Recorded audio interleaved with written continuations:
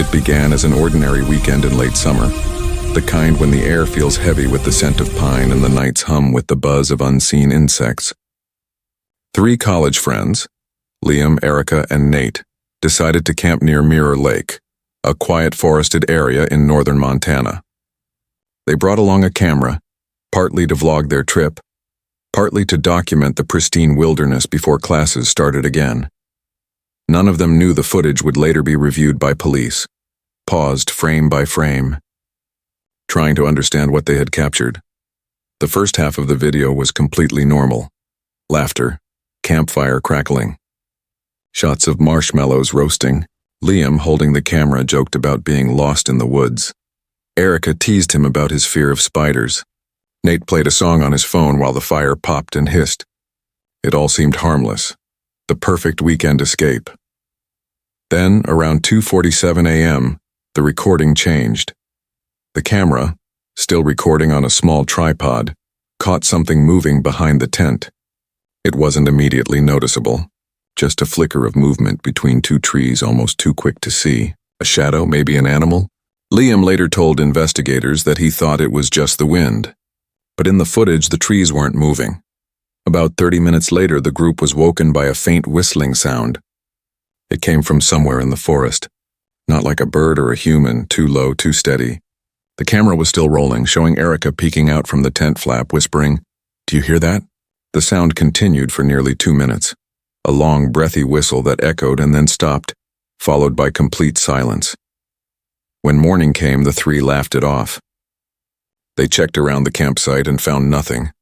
The ground was damp from dew, but there were no tracks, human or animal. That night, they decided to film again, joking that they might catch Bigfoot. Liam set the camera on a log, pointing toward the firelight. They played cards. Erica recorded a few minutes of Nate pretending to do ghost hunting commentary. Everything was lighthearted, until the wind shifted. In the footage, the campfire begins to flicker erratically. The trees seem to sway harder, and for a few seconds you can hear something faint, a second voice. It's soft, almost like someone repeating their laughter a half-second late. When the group rewatched the video later on Liam's laptop, they noticed it too. At 0:27:14, just after Nate says, "We're officially in creepy territory," a quiet laugh echoes, but it doesn't belong to any of them. That night, the camera's battery drained unexpectedly. The final clip, timestamped 3:16 a.m., is shaky. Liam is outside, shining a flashlight through the trees. "Something's out there," he whispers. Erica begs him to come back to the tent. Nate laughs nervously, trying to diffuse the tension. The footage blurs as Liam turns, and then freezes for 3 seconds on something pale between the trees. Not a person, not an animal. A shape, humanoid, yes, but unnaturally tall, with long limbs that seem too thin to hold its weight. Its head tilts sideways, as if curious about the camera. Then the video cuts. That was the last recording on the SD card. When a park ranger found their abandoned campsite 2 days later, the tent was torn open, sleeping bag still inside.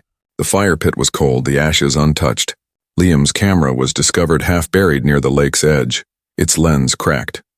The footage was later analyzed by local authorities, who confirmed no signs of tampering. The audio, especially the whistling, didn't match any known wildlife sounds. The bodies of the 3 campers were never found. To this day, hikers at Mirror Lake report hearing a low, human-like whistle echoing through the trees just before dawn. Some say it's the wind passing through hollow trunks. Others say it's the silent camper, still watching anyone who dares to record after dark. And the video?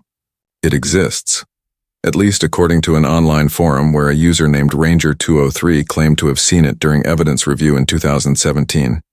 He described the final frame, that blurred, pale face turning toward the lens, as the most human and least human thing I've ever seen. That frame, he said, was burned into his mind, because in the reflection of the creature's eyes, he swore he saw themselves, 3 terrified faces staring right back. It started with a video uploaded to an obscure Korean message board in 2012. The clip was only 2 minutes long. The camera feed was grainy, tinted green from low-light security mode. It showed a young woman entering an elevator, glancing nervously behind her before pressing several buttons in quick succession. At first glance, it looked like nothing unusual, until the internet began to connect it with something darker. The girl's name was Minji Park, a 24-year-old college student in Seoul. She lived alone in a small apartment building known for its strange reputation. Tenants claimed to hear footsteps echoing in the halls at night when no one else was home. One man even broke his lease after saying his elevator never went where it was supposed to. According to the investigation report, Minji had been researching urban legends for her final psychology thesis. Her topic, Rituals and the Illusion of Control, 1.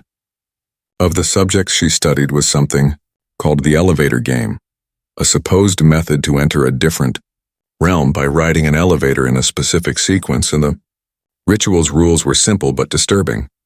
You must be alone in the building. You must press the buttons in this order, 4, 2, 6, 2, 10, 5. And if a woman enters on the 5th floor, do not look at her. Do not speak to her. If you do, she will take you with her. In the video, Minji follows the pattern exactly. She presses 4, then 2, then 6.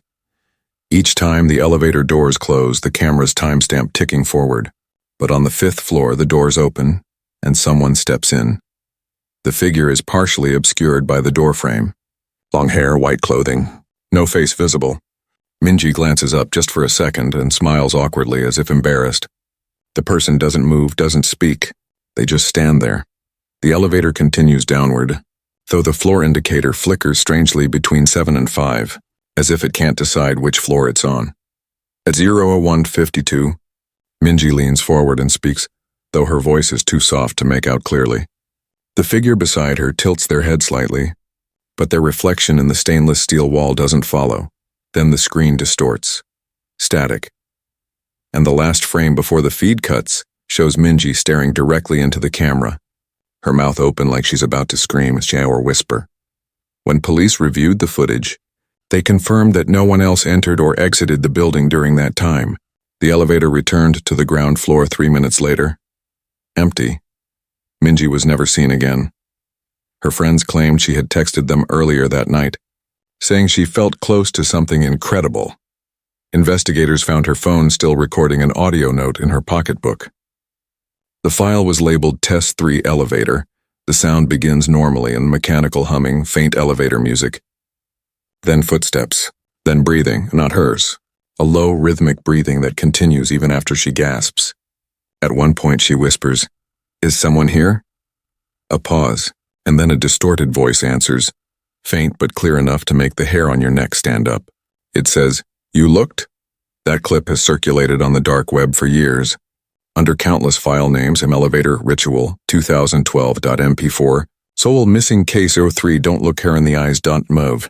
Most are hoaxes or recreations, but those who've seen the real version say there's one unmistakable detail. At the 1:58 mark, when the lights flicker, you can see two faces reflected in the metal panel, but Minji is standing alone. Urban legends eventually turned the case into online folklore, blending it with older myths like the Elisa Lam incident. But experts who analyzed the building's elevator logs confirmed something chilling.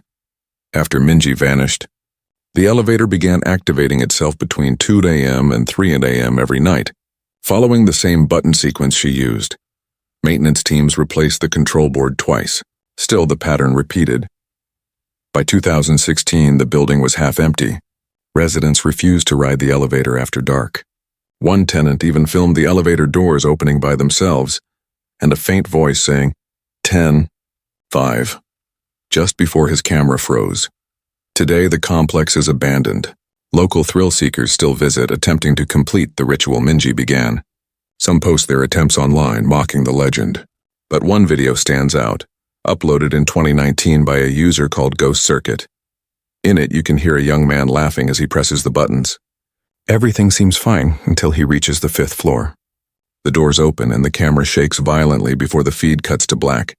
The video ends with an automated voice repeating, "Going down, going down, going down." And if you freeze frame the last second, you can see a shape in the corner, long hair, white clothing, head tilted, watching the camera, the same way Minji was watched that night.